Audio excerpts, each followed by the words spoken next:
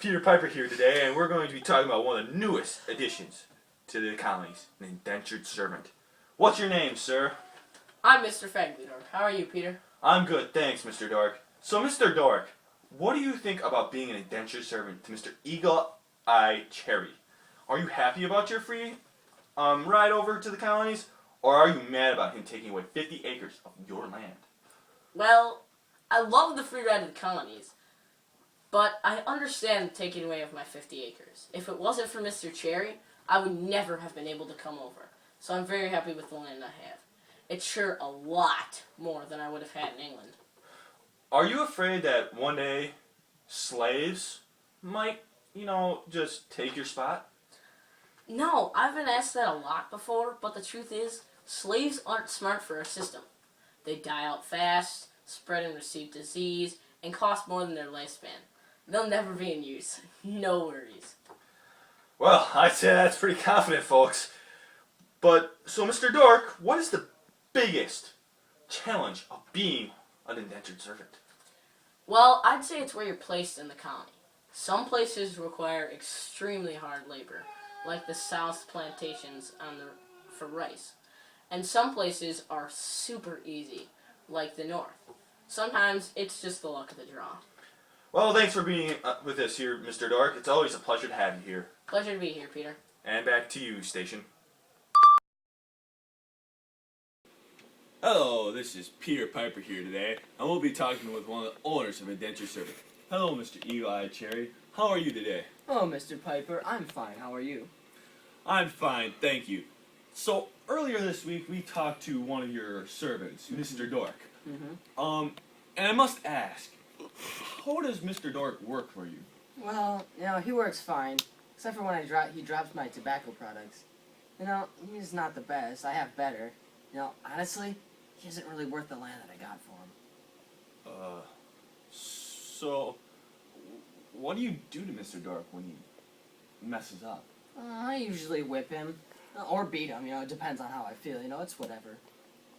Okay, so, do you think slaves will,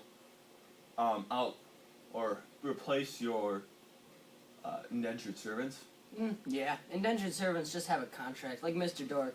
He's done everything for me in 7 years. Then I need to find a new servant, and then slaves work for life, so it's not better.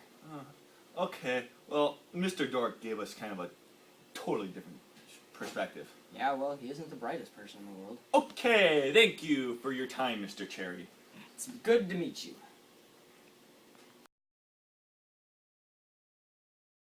We're here at Mr. Cherry's again today, talking with Mr. Jenks. Now, Mr. Jenks, I've heard that you've just recently been freed from being a servant under Mr. Cherry's ownership.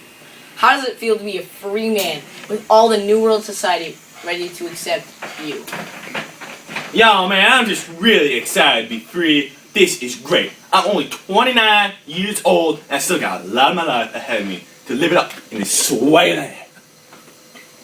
Okay. So, what do you want to do with your new land now that you're a free man and have everything to live for? Yeah, man, I'm really excited. I've been planning this for 7 years that I've been here. I plan on making my own small tobacco farm that I hope will prosper. Maybe find me a nice little lady and settle down and raise some kids in this wonderful free land. I just can't wait to start. Yes. Well, congrats on your freedom. What is your take on Mr. Cherry taking away 50 acres of your land for himself? Man, whatever. I got 100 acres of land. That's 100 acres that I've never had in England.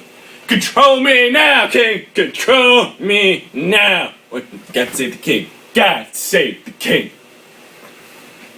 Okay, so what do you think of the king and his rule? I plead the fifth. What's the fifth? Your mama's the fifth! Oh! Actually, my mom's dead. That was cold. My bad. Your daddy's the fifth! Oh! Actually, my dad died when I was 4. Oh, snap. Your uncle? Yeah, buddy. Oh! Whatever that means. So do you plan on expanding your farm at any point? Oh yeah, I'm going to bring over 2 indentured servants after a year of working by myself. And then, after that, I'm going to bring some more indentured servants and really make business boom! Wow. Next, we might be interviewing you someday about your plantation and your indentured servants.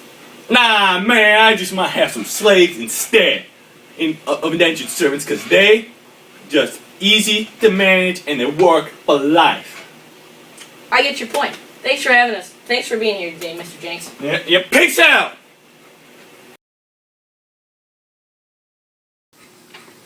Hello, my name is Piper Peter. We have here with us today Mr. J. Wanks. So, why are you coming to America? I'm coming to America for free land, and the taxes are really high in England. And besides that, no one likes me. So, what are you going to do in America? I'm going to be an indentured servant in Virginia for Eagle Eye Cherry. So, how many years do you have to work? Here's my contract.